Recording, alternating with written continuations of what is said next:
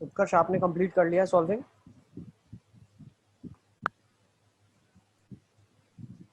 Sir थोड़ा सा बाकी है। डीपीपी 1 कंप्लीट हो गया कि नहीं हुआ? Sir 1 minute.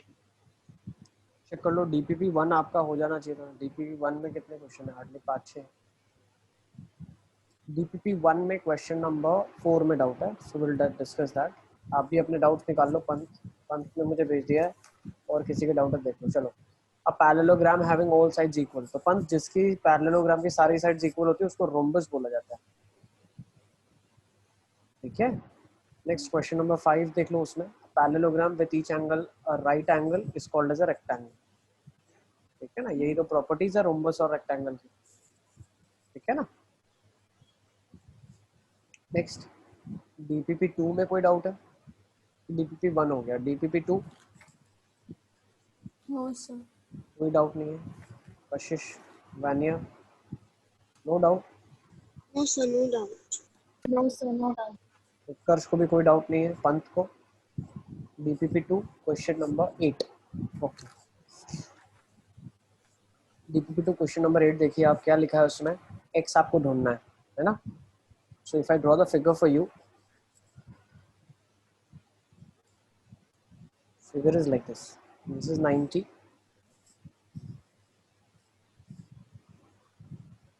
something like this the figure।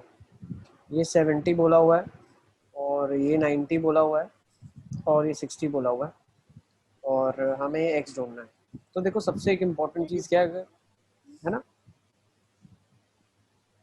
It is 60, sir. Sir, by the way, I have written 60. That's why my answer is coming wrong. एक सेकेंड, आवाज नहीं आ रही है मुझे नाजरा आपकी।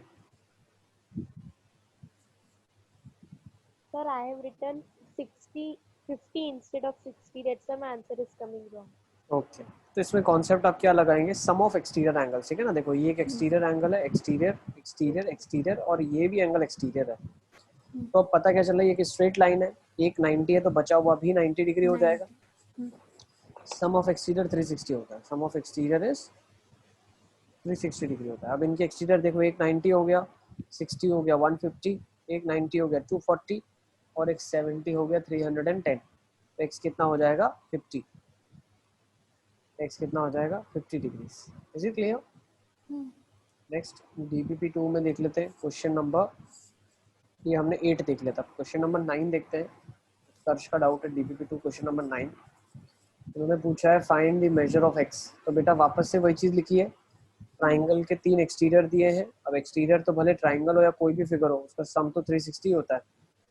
तो 125 हो गया, ये एक्स हो गया, और ये 125 हो गया। तो आप बोल सकते हो 125 plus 125 plus x is 360, because sum of exterior is 360। X आपके पास 360 माइनस 250 110 आ जाएगा। सही है ना। Yes sir. नेक्स्ट, अब आ जाते हैं डीपीपी 3 में। डीपीपी 2 आई थिंक सबका क्लियर हो गया। डीपीपी 3 में आ जाते हैं। डीपीपी 3 में क्वेश्चन नंबर 3 और 4 नाजरा का डाउट है पहले।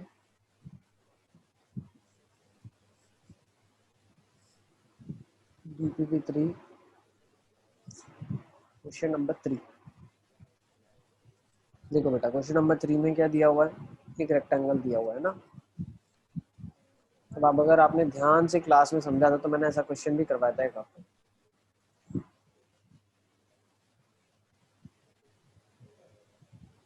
जी ओ है 32, ये भी 32 होगा।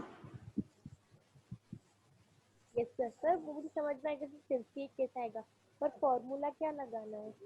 अरे रेक्टेंगल में मैंने आपको क्या बताया था, डायगोनल इक्वल होते हैं, इक्वल के आधे भी इक्वल होंगे। तो ट्राइंगल में जो इक्वल एंगल होता है उसके अपोजिट साइड भी इक्वल होती है ना।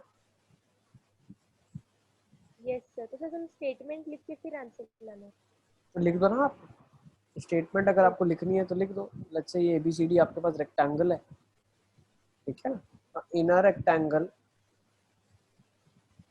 AC is equals to BD, therefore OD equal to OC in triangle ODC। ठीक है ना, ये लिख दो आप। therefore angle ODC equal to angle OCD। ठीक है ना, sides opposite to equal angles. Yes, angles opposite to equal sides are equal, ऐसा लिख लो, ठीक है ना। एंगल अगर बताना है तो लिख दो angle opposite to equal sides are equal.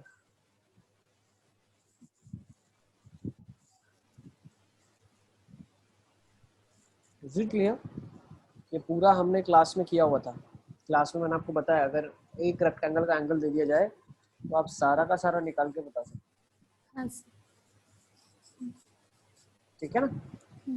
Next question number 6 and 8। Question number 4।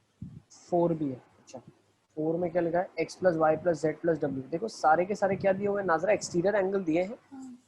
तो x plus y plus z plus डब्ल्यू कितना हो जाएगा, 360 डिग्री हो जाएगा। तो डायरेक्टली 360 लिखना है ना हमें। यस बिल्कुल, x y z w are all exterior angles of a quadrilateral लिख लो या of a four sided figure. Therefore sum of exterior angles is 360 degrees। Sir हमारी स्कूल में क्वाड्रिलेटरल्स की टेस्ट है। अच्छा मतलब फिर तो फोड़ दोगे ना आप लोग, जबरदस्त करोगे, पूरा आ गया आपको, यस है ना। कुछ ऐसा छूट गया क्या, ऐसा आपको लग रहा है जो नहीं किया है हमने क्लास में करवाया था स्कूल कर लिया। में? ऐसा कुछ है क्या नहीं सर। स्कूल में ऐसा कुछ करवाया जो हमने अभी तक नहीं किया हो क्वाड्रिलेटरल्स में, ऐसा कुछ है क्या? नहीं सर। एक एक बीपीटी प्लान करेंगे, ठीक है ना, प्लान है बीपीटी बोल सकते, ठीक है ना। ओके चलो अब कौन सा क्वेश्चन आ जाता है हमारे पास, क्वेश्चन नंबर 6। क्वेश्चन नंबर 6 में क्या है, in the adjoining figure ABCD trapezium AB is parallel to CD, find the measure of angle CD। तो ये एक आपके पास ट्रेपेजियम है, ये भी हमने क्लास में किया था। ये 120 डिग्री होगा तो ऑब्वियसली ये 60 डिग्री होगा because it's a C formation, ठीक है ना। और अगर आइसोसेलेस नहीं दिया है तो इसके बारे में और इसके बारे में आप जानकारी नहीं दे सकते, ठीक है ना। नेक्स्ट क्वेश्चन नंबर कौन सा है, ठीक है, क्वेश्चन 6 एंड 8 एंड 12। 8 देख लेते हैं पहले। PQRS is a parallelogram. What special name will you give it to the additional facts known? So if you draw a parallelogram PQRS, तो सारा का सारा हमने क्लासरूम में किया हुआ है, यस सर। ठीक है ना। PQRS एक पैरेललोग्राम है, अगर PQ PS के बराबर है तो वो क्या कहा जाएगा, रोम्बस कहा जाएगा ना। अगर एक साइड इक्वल हो जाती है, adjacent sides are equal, then it's a rhombus. Angle SPQ becomes 90 तो क्या बन जाएगा, रेक्टेंगल बन जाएगा। If PQ equal to PS and 90 also, the third property makes it a square. Yes, very easy.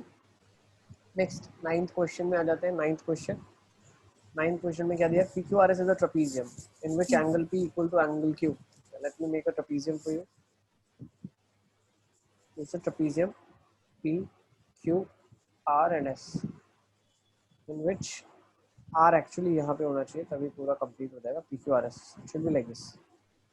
So PQRS is a trapezium in which angle P, अच्छा इसको भी actually नीचे होना चाहिए क्योंकि अगर एंगल P और Q दिया है 50 डिग्री तो एक्यूट एंगल है ना, PQRS। हम एक्चुअली फिगर को ऐसे बनाएंगे, ठीक है ना।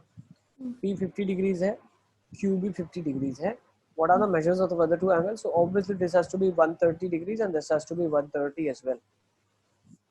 ओके क्यों, क्योंकि ट्रेपेजियम की दो सामने वाली साइड जो पैरेलल है वो तो सी फॉर्मेशन बना रही है ना आपका, और सी फॉर्मेशन में 180 डिग्री होता है ना। Yes sir. ठीक है ना। नेक्स्ट आ जाते हैं क्वेश्चन नंबर 9 के बाद 12 ले लेते हैं। 12th में डाउट है। 12th में क्या लिखा है, in the adjoining figure GUNS is a parallelogram, find x and y. तो बेटा इफ इट्स अ पैरेललोग्राम तो अपोजिट साइड इक्वल होगी तो 26 कहलाएगा 3y - 1 के बराबर, तो 3y कहलाएगा 27, तो y कहलाएगा 9। दूसरी अपोजिट साइड है 3x is equal to 18, x आ जाएगा 6। सही है ना। हाँ सर। नेक्स्ट क्वेश्चन नंबर 19 देख लेते हैं। तो क्वेश्चन नंबर 19 में डाउट है। 19 में क्या दिया हुआ है आपको, the adjacent figure hope is a parallelogram, find x y z। Same देखो मान लेते हैं पैरेललोग्राम है, ठीक है ना, इसको इससे ज्वाइन कर दिया आपने, ठीक है, इसको इससे ज्वाइन कर दिया आपने। ये क्या बन गया आपके पास, hope. Let's give the name HOP and E. This is 40 degrees for you, so obviously this has to be 40. नहीं, ये 40 हम बोल नहीं सकते, एक मिनट रुको रुको रुको, ये 40 नहीं बोल सकते क्योंकि रोम्बस में एंगल 90 बाइसेक्टर होता है. minus 40 will come. इसको आप बोलो. नहीं 90 भी नहीं बोल सकते बेटा, पैरेललोग्राम है, यू कैन नॉट से 90. आप क्या क्या बोल सकते हो मैं बताता हूँ. देखो एंगल ये वाइज 40 है तो ये भी 40 है. ओके, अब ये 70 है, तो मैंने आपको एक्सटीरियर एंगल बताया था. Exterior angle sum of two opposite interior होता है ना. तो अगर ये 70 है, ये 40 है, तो ये कितना होगा 30. अब ये 40 30 70 है, तो ये बचा हुआ 110 होगा. ठीक है ना. तो आपका ये वाला एंगल हो गया एक्स एंगल है. ठीक है, ये वाला आपका जेड एंगल है, ये वाला आपका वाई एंगल है, और ये वाला आपका गिवन एंगल है, एक्सटीरियर एंगल है ना. ये भी गिवन था और ये भी गिवन. ठीक है ना. तो आपने एक्स वाई जेड ढूंढ लिया. This is z for you, this is x for you, this is y for you. Okay, yes sir.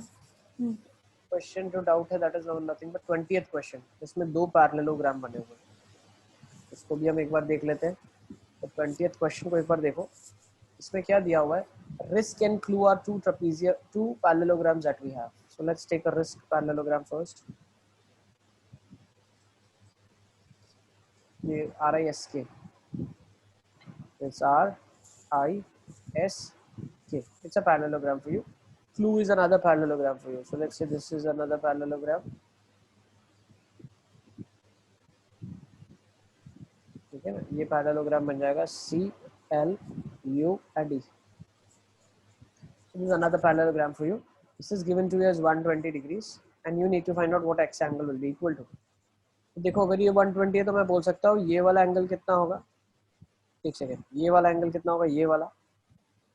क्यों ये वाला एंगल की मैं बात कर रहा हूँ, बहुत ध्यान से देखना. Opposite angles. ये एक पैरेललोग्राम है बेटा. ये वाला जो एंगल है वो इसके सामने वाला है, तो ये दोनों इक्वल होंगे. अपोजिट एंगल्स इक्वल होते हैं तो ये 120 होगा. सेम तरीके से आप बोल सकते हो ये वाला एंगल कितना होगा. देखो और आपके पास दिया हुआ ये वाला एंगल 70 है, तो you can think of this taking 70 और you can think of taking this as 110. Okay, अब अगर ये 110 हो जाएगा तो ये वाला एंगल कितना होगा बचा हुआ, 70 हो जाएगा. और ये बचा हुआ एंगल कितना हो जाएगा, 60 हो जाएगा. तो 70 + 60 130, तो ये बचा हुआ एंगल कितना हो जाएगा 50. तो वर्टिकली अपोजिट एंगल से ये एक्स कितना हो जाएगा, ये वाला जो अननोन एंगल था 50 हो जाएगा. ये एंगल 50 हो जाएगा. इज इट क्लियर, सब बच्चों को पता चल गया. यस. पंत के भी सारे डाउट क्लियर हो गए. Pant, yes sir. सारे डाउट क्लियर हो गए.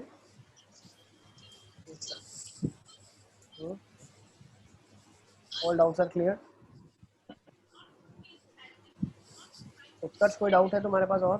बस DPP 3 का क्लियर हो गया सब. Yes sir. नाजरा,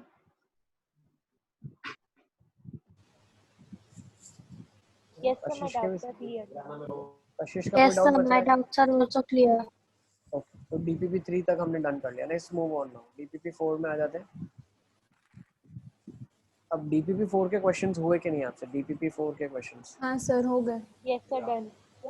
सारे के सारे कर लिए आपने? हाँ सर सारे. Yes sir, सारे के सारे कर लिए. बाकी किसी को अगर डाउट है तो बताओ. क्वेश्चन नंबर 1 2 3 4 लिख के भेज सकते हो आप. तो सारे के सारे प्रूफ. कौन सा, फोर्थ वाला? हाँ यस सर. देखो फोर्थ क्वेश्चन ले लेते हैं. फोर्थ में क्या लिखा है, ABCD is a rhombus and its diagonal intersect at O. तो भाई आपका पहला एक रोम्बस बना लो आप. तो आपने रोम्बस बना लिया ABCD.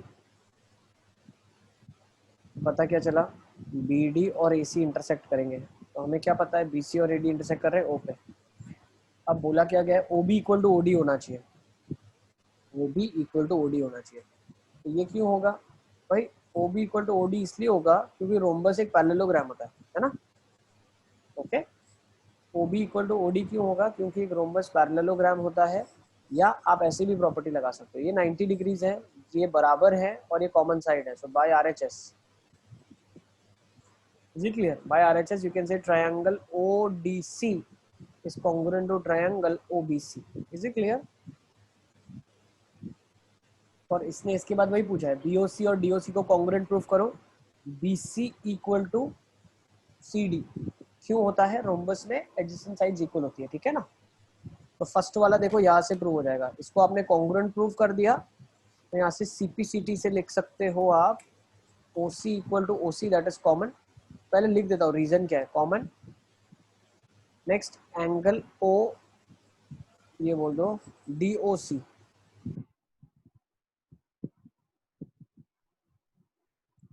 Angle DOC is equal to angle of BOC is equal to 90 degrees, and I can say that CD equal to BC. Therefore I can say congruence, and from there I can use OD equal to OB, ये CPCT से बोल सकते हो आप, और congruence भी prove करना ही है। और दूसरी वाली जो चीज है BC इक्वल टू CD, ये क्यों होता है भैया? रोम्बस में एडजेसेंट साइड्स इक्वल होती है, ठीक है ना। Next angle BCO equal to DCO, तो भाई BCO और DCO इक्वल क्यों होगा? वो भी CPCT रिजल्ट है ना, ये भी CPCT रिजल्ट है इसका।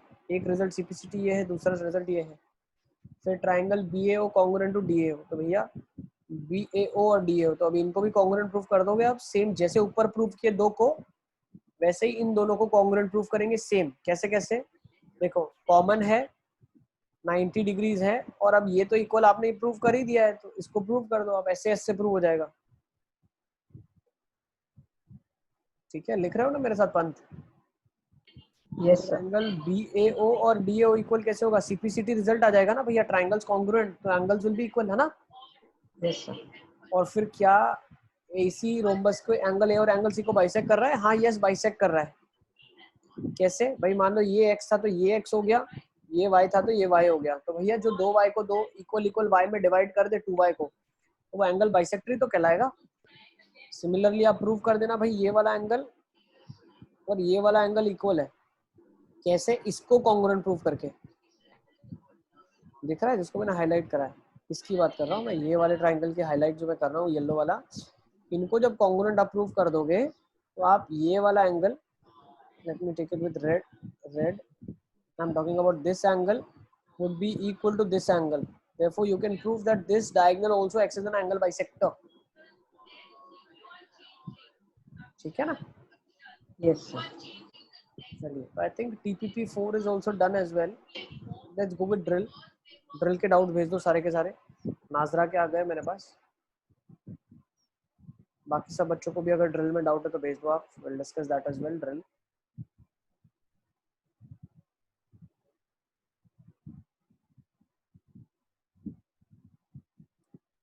तो अभी नाजरा का डाउट है 13th, ड्रिल में 13 देख लेते हैं। तो 13th वाले क्वेश्चन है। अच्छा, मैंने आपको बताया था ना पहले कि हम क्वाड्रिलेटरल डिस्कस करेंगे आज की क्लास में।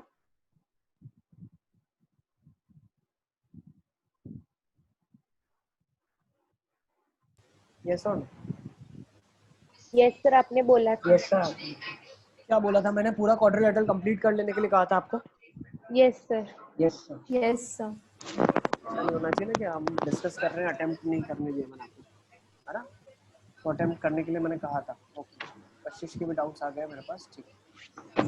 तो कशिश का 11 डाउट है, तो कशिश पहले 11 देखो आप क्या लिखा है। In the parallelogram the ratio of adjacent sides is 4:5। अगर एक पैरेललोग्राम है, एडजेसेंट का रेशियो 4:5 है, तो ये 4x है तो ये 5x होगा, ये 4x है तो ये 5x होगा। तो इसका पेरीमीटर क्या है? 72 है, तो मैं बोल सकता हूँ 18x इज इक्वल टू 72। क्यों? 4 + 5 9 + 9 18, 72। तो x कितना हो गया? 4 हो गया। तो एडजेसेंट साइड कितनी हो जाएगी? 16 और 20 हो जाएगी, ठीक है ना। नेक्स्ट 13th देख लेते हैं। Diagonal AC of a rhombus ABCD is equal to one of its side. अच्छा, तो ये तो बहुत अच्छी चीज हो गई। क्या बोला इसने? एक रोम्बस है, इसमें जो डायगोनल है AC वो किसी एक साइड के बराबर हो गया। ओके, तो रोम्बस की तो सारी साइड्स बराबर होती है। यहाँ से नाम करना शुरू कर रहे हैं ABCD। So if this is equal to this is equal to this, है ना।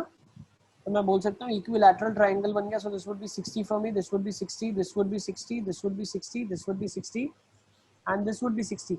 Yes, so you have found out all the angles. Okay, next question number 14th देख लेते हैं एक बार। पंथ का डाउट था 13, पंथ 13th हो गया, ठीक है ना। अब 14 देख लो आप, 14 में क्या लिखा है, इन adjoining figure ABCD is a rectangle and BM and DN are the perpendiculars to AC from B and D respectively. आपके पास क्या है, एक रेक्टेंगल है और वो रेक्टेंगल के ऊपर आपने क्या किया, डायगोनल, और डायगोनल पे आपने क्या करे, दो परपेंडिकुलर ड्रॉप कर दिए, ठीक है ना, ये A B C D N और बी एम हो गया आपके पास, ठीक है। Now it is said that if A B equals to C D, अगर ए बी सी डी के बराबर है, ठीक है ना, तो what is the reason behind it, तो भाई ए बी सी डी के बराबर इसलिए क्योंकि रेक्टेंगल की अपोजिट साइड्स इक्वल होती है, तो वो लिख दोगे ना रीजन आप, opposite sir. Sides of rectangle are equal. Yes next, is angle B M A equal to D N C, तो अब B M A D N C के बराबर होगा, हाँ बिल्कुल बराबर होगा, 90 डिग्री है ना, आपने ही बोला परपेंडिकुलर बनाए हैं, तो लिख देना आप, ठीक है ना, angle B M A is equal to angle of D N C is equal to 90 degree. अब नेक्स्ट बी ए एम, क्या बी ए एम एंगल और D C N angle equal होगा, आपको ये प्रूफ करना है, तो बिल्कुल इक्वल होगा। What is the reason behind it, भाई एक पैरेललोग्राम होता है, Opposite sides are equal. Opposite sides equal, actually हम नहीं बोलेंगे, हम बोलेंगे दिस इज जेड फॉर्मेशन, बेटा देखो जेड फॉर्मेशन हो रहा है ना, जेड फॉर्मेशन हो रहा है, तो ये जो पार्ट ऑफ द एंगल है और ये पार्ट ऑफ द एंगल है, these are actually alternate interior angles which are formed, ठीक है ना, तो ये इक्वल होंगे बिल्कुल, है ना। नेक्स्ट, अब आपको क्या करना है, बीएमए और डीएनसी को कॉन्ग्रुएंट प्रूफ करना है, तो पहले ले लेते हैं बीएमए, ये वाला ट्राइंगल, और आप ले लो डीएनसी, ये वाला ट्राइंगल। अब इन ट्राइंगल को कॉन्ग्रुएंट आप कैसे प्रूव करोगे, एक तो आपके पास 90 है, ये भी 90 है, एक ये एंगल भी इक्वल दिया हुआ था इसके बराबर है, तो दो एंगल तो इक्वल हो गए आपके पास, है ना, और ये साइड इक्वल हो गई, तो by angle, angle and side can I say triangles are congruent, can I say that, देखो एक एंगल ये, एक एंगल ये, एक एंगल ये और ये side, angle angle side triangles are congruent, ठीक है ना।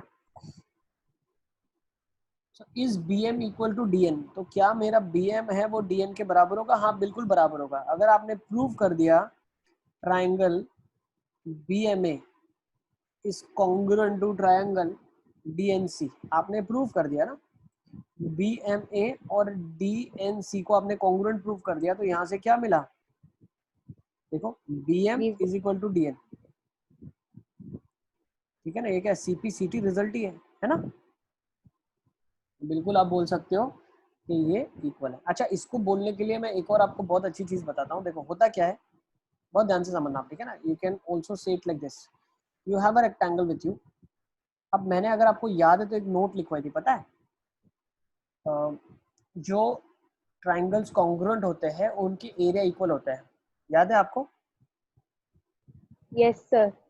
तो मान लेते हैं ABCD मेरे पास एक रेक्टेंगल है, तो कैन आई से दैट ये जो डायगोनल है, देखो एक चीज बहुत ध्यान समझना आप, एक पैरेललोग्राम होता है ना, उसमें डायगोनल होता है, वो क्या करता है, दो ट्राइंगल में डिवाइड करता है जो कॉन्ग्रुएंट ट्राइंगल्स होता है। याद है आपको जब हम डेरिवेशन कर रहे थे पैरेललोग्राम का, तो मैंने सारे रिजल्ट ऐसे ही प्रूव किए थे, डायगोनल बनाया था, this was equal to this, this was equal to this and this was common, so both the triangles were congruent, you remember. So now rectangle is also, rectangle क्या है हमारे लिए, rectangle भी तो एक पैरेललोग्राम ही है, तो मैं बोल सकता हूँ triangle ABC would be definitely congruent to triangle ADC. So now if triangles are congruent, I can say areas are equal. So area of triangle ABC is definitely equal to area of a three-sided figure ADC. So these two have equal areas. Now if I know that they have equal areas, I can say that area formula can be written as base into height. Now height in this case is nothing but BM and this is DN. So what is area of triangle ABC? It is half of BM. अब जब perpendicular आपने BM लिया है तो base आपको AC लेना पड़ेगा for sure, और जब आपने परपेंडिकुलर DN लिया है तो बेस आपको AC लेना पड़ेगा, है ना, तो AC से AC कट जाएगा, हाफ से हाफ कट जाएगा, तो BM is equal to DN आ जाएगा, ठीक है ना। तो ये जो कॉन्सेप्ट मैं आपको बता रहा हूँ, ये 9th में बहुत इंपॉर्टेंट, आपको बहुत हेल्प करेगा जब हम चैप्टर पढ़ेंगे areas of parallelograms and triangles. So whenever we discuss that, तो हम ये चीज को भी बहुत यूज करेंगे, तो ये एक लाइन ऑफ थिंकिंग भी आप अपने पास रखें, इसको भी समझें आप। Is it clear? Okay. Understood है? Yes, Yes. sir. Yes. Okay. Now let's go with the 15th question. 15th में doubt है. 15 में क्या लिखा है? In the adjoining figure ABCD is a trapezium. Okay, figure दिया हुआ नहीं है. देख लेते हैं. मान लिख दो आप ना 15th में लिख दो figure is missing. ताकि जो नेक्स्ट ईयर हम मॉड्यूल बनवाएंगे उसमें ये चीज का ध्यान रखेंगे. ठीक है ना? मॉड फिगर होना चाहिए. Now in the adjoining figure ABCD is a trapezium. Okay, in which AB is parallel to CD. Okay, angle A is 120 degrees, so obviously this has to be 120 degrees, AB and CD. Next, what else is given to you? Angle B measures 130 degrees. What are the measures of other two? So obviously this has to be 60 and this has to be 50. Is it clear? Sure. So I think हमने आपका DPP4 भी discuss कर लिया है, sorry drill भी discuss कर लिया है. Now let's come to MCQ exercise 1. ठीक है ना? MCQ एक्सरसाइज 1 के आपके जो डाउट्स है आप मुझे भेज दीजिए फटाफट. MCQ sir 1. मैंने भेज दिया. ओके. सर मैंने भी मेरे पास आ भेज गया दिया. है क्वेश्चन नंबर 16. ओके. सर मेरे आगे. यस, नाजरा के भी आ गए. कशिश कौन सा वाला एक्सप्लेन करो, बताओ बेटा. सर ये ट्रेपीजम वाला. बेटा ट्रेपीजियम में होता क्या है? देखो ट्रेपीजियम में आपको ये एंगल 120 दिया है, ये 130 दिया है. ठीक है ना? ये 130 दिया है. अब ट्रेपीजियम में होता क्या है? ये सी फॉर्मेशन है, दिख रहा है आपको ये वाला. तो सी फॉर्मेशन का मतलब क्या होता है? ये वाला एंगल जो होगा और ये वाला एंगल जो होगा, ये कौन से एंगल्स हैं? को interior angles on the same side of transversal कहलाते हैं. ये वाला और ये वाला. सी फॉर्मेशन दिख रहा है? Yes sir. तो होगा क्या? ये अगर 120 है तो ये एंगल कितना होगा? ताकि सी फॉर्मेशन में सम हमेशा 180 होता है. क्यों? को interior same side of transversal दिख रहा है. ठीक है ना? तो ये 120 है तो ऑब्वियसली इसको 60 होना पड़ेगा, तभी सम 180 होगा ना. ओके. Yes sir. जैसे ये 130 है तो इसको 50 होना ही पड़ेगा, तभी ये वाला जो सी बन रहा है इधर, ये 180 के बराबर होगा. Is it clear? Yes sir. अब MCQ 1 में आ जाते हैं. पहले क्वेश्चन नंबर 5 देख लेते हैं. If a parallelogram angle A equal to twice of angle B. Okay, parallelogram बना लेते हैं. So if I make a parallelogram, let's say ABCD is a parallelogram. अब इसमें मुझे क्या दिया हुआ है? एंगल A मान लेते हैं जो है वो डबल ऑफ B है. तो अगर ये x है तो ये वाला एंगल 2x हो जाएगा. Let angle B is x. So I can say angle A would be 2 angle of B, that would be 2x. Same, ये वो x हो जाएगा, ये 2x हो जाएगा. अब आप क्या बोल सकते हो? 2x प्लस x कितना होता है? 180 डिग्रीज बोल दो आप, या सबको ऐड कर लो 360 बोल लो आप. तो 3x अगर 180 के बराबर आ जाएगा तो x कितना आ जाएगा? 60 डिग्रीज के बराबर आ जाएगा. Is it clear? Sure? No sir, I didn't understood. बेटा क्वेश्चन में दिया है angle A is twice of angle B. Angle B अगर मैंने x ले लिया तो A कितना हो जाएगा? 2x हो जाएगा ना. तो सर A का ट्वाइस B है तो आपने B को क्यों x लिया? A B का ट्वाइस है, B A का ट्वाइस नहीं है. A is twice of A B. is twice of B. So if A Okay. is twice of B, so B is x, so A will be 2x now. Yes sir. Okay. देखो ऐसा कभी difficulty लगे तो ये B को मैंने सिर्फ x से रिप्लेस कर दिया है, तो ये ऑटोमेटिकली 2x आ गया. आपको कुछ करना नहीं है. ठीक है ना? Yes. नेक्स्ट क्वेश्चन नंबर 8 देख लेते हैं.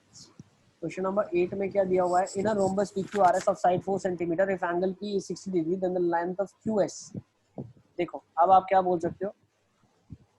Let's make a rhombus PQRS 4 4 4 and 4. अब उसने क्या बोल दिया? एंगल P मेरा बोला 60 डिग्री है. अच्छा तो फिगर थोड़ा सा गलत हो जाएगा. एक्चुअली फिगर ऐसा बनाए जिसमें P जो हो एक्यूट एंगल बनाए, तो ये 60 डिग्रीज एक्यूट है. अब इसको ऐसे ले लो PQRS. ठीक है. अब QS बोल रहा है कितना होगा, इसको ज्वाइन कर लेते हैं. तो पता क्या चला? ये भी 60 होगा, ये भी 60 डिग्रीज होगा. QS कितना होगा? 4 सेंटीमीटर होगा. क्यों वो दोनों 60 होगा बताओ? क्योंकि पूरा 120 है, Because it forms. पूरा 120 है. और होता क्या है? रोम्बस जो है वो दो इक्वल पार्ट में एंगल को डिवाइड करता है. जो डायगोनल है ना, that acts as the angle bisector also. ठीक है ना, तो ये वाला एंगल 60 बचेगा, ये वाला एंगल भी 60 बचेगा। Is it clear? तो इक्विलैटरल ट्रायंगल होगा तो सारे 4 4 4 हो जाएंगे। ओके, तो ये क्वेश्चन नंबर 8 हो गया आपका। Then will see question number, पंथ का डाउट आया क्या? पंथ का डाउट है 9 17 18 19। ओके 9 इधर डाल देते हैं, 17 और 19, ठीक है ना। तो 9 14 17 देखते हैं। अब 9 देख लेते हैं पहले। तो 9th क्वेश्चन में क्या दिया? A figure in which the longer diagonal bisects the shorter one. तो भैया ये तो मैंने आपको बताया था, याद है? It's a Yes, kite, sir. Definition itself. Question number 14। तो 14 में क्या लिखा है? A parallelogram which has equal diagonals. एक पैरेललोग्राम जिसके डायगोनल इक्वल है। कौन सा होता है पैरेललोग्राम जिसके डायगोनल इक्वल होता है? रेक्टेंगल। तो स्क्वायर के भी तो डायगोनल्स इक्वल होते हैं। स्क्वायर भी बोल सकते हो आप, लेकिन जो सबसे पहला पैरेललोग्राम के बाद आता है वो रेक्टेंगल आता है। स्क्वायर होने के लिए डायगोनल्स तो इक्वल होने ही चाहिए, प्लस और भी प्रॉपर्टीज होनी चाहिए। क्या होनी चाहिए? एडजेसेंट साइड्स भी इक्वल होनी चाहिए, ठीक है ना। सही है? आपको समझ आया मैंने क्या बताया? डायरेक्टली यस देखो, सर, आप ये सोचो कि जब हमने प्रूव किया था तो रेक्टेंगल प्रूव करने के लिए मैं अगर बोल दूं डायगोनल्स इक्वल है तो मैं प्रूव कर सकता हूँ रेक्टेंगल है, लेकिन मैं ये नहीं प्रूव कर सकता कि वो स्क्वायर है। आप ले लो, चलो मान लो आपने बोला डायगोनल्स इक्वल है, क्या आप प्रूफ कर सकते हो कि ये वाली साइड इसके बराबर हो जाएगी? नहीं प्रूफ कर सकते जब तक ये एंगल इसके बराबर नहीं दिया है। Is it clear? समझ आया आपको? तो सिर्फ अगर मैं बोलता हूँ डायगोनल की लेंथ इक्वल है तो वो रेक्टेंगल स्क्वायर दोनों होगा, लेकिन स्क्वायर बोलने के लिए मुझे ये भी बोलना पड़ेगा कि उसके साइड्स इक्वल हो। ओके, तो 14 का आंसर बिल्कुल रेक्टेंगल आ जाएगा। Is it clear? Sure? Yes, sir. Next 9th हो गया, 14 भी हो गया, 17 18 19 ले लेते हैं। 17 दिया है, Sir, 18 दिया 16 है, also. 16 ऑल्सो। हाँ नीति का डाउट था 16। ओके, तो पहले 16 ले लेते हैं, ऑर्डर में 16 comes first. In a parallelogram these angles are given to you. तो अगर एक पैरेललोग्राम है, एक है 8x + 1 और दूसरा है 16x - 3, तो इनका सम 13, इसका सम कितना होना चाहिए? 180 होना चाहिए। क्यों? Adjacent angles are supplementary. तो ये कितना हो जाएगा? 24x = 180 + 12 हो जाएगा। This will be 192। 24x is 192। तो x का वैल्यू कितना आ जाएगा आपके पास? यहाँ से x का वैल्यू आ जाएगा 8, है ना। अगर x का वैल्यू 8 आ गया तो एंगल कितने आ जाएंगे? 65 डिग्री एक आ जाएगा और एक आपके पास आ जाएगा 115 डिग्री। ठीक है, कर लोगे ना आप? Yes, sir. Next question number 17 देख लेते हैं एक बार। 17 में क्या लिखा है? इन अ पैरेललोग्राम एक एंगल 50 है, तो बाकी बताइए क्या होंगे। तो भाई अगर A 50 है तो C भी 50 होगा, B 130 होगा और एंगल D भी 130 होगा, है ना। ये अभी डाउट आने नहीं चाहिए, सब डाउट क्यों आ रहे हैं आपको? बहुत सिंपल सिंपल है। तो 50 है तो सामने वाला भी 50 होगा ना बेटा, हाँ sir. फिर ये वाला 130 होगा तो ये भी 130 होगा ना। सही है। नेक्स्ट क्वेश्चन नंबर 18 देख लेते हैं और 19 देख लेते हैं। 18 में क्या लिखा है? In a parallelogram ABCD। अच्छा, AB is 4। एक पैरेललोग्राम है ABCD जिसमें AB जो है वो 4 सेंटीमीटर है, BC जो है वो 7 है। Each of its diagonal is greater then. तो मुझे एक चीज बताओ, ये डायगोनल है 4, ये 7 हो जाएगा और ये 4 हो जाएगा। तो मुझे एक चीज बताओ, आपको मैंने एक चीज बताई थी, याद है? Sum of two sides is greater than third. Sum of two sides is greater than third. ये आपको याद है कि नहीं है? Yes triangle sum of the two sides is greater than third side. तो एक चीज मैंने ये भी लिखाई थी, अगर नहीं लिखाई है तो लिख लो आप। Difference of two sides is less than the third.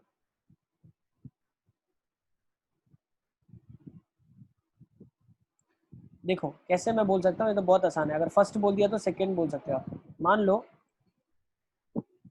इनके नामकरण मैंने कर लिया, कैपिटल A BC। तो मैंने आपको ये भी बताया था, बड़े A के सामने वाली साइड छोटा A होता है, बड़े B के सामने छोटा C, बड़े C के सामने छोटा C डिनोट करते हैं साइड लेंथ को।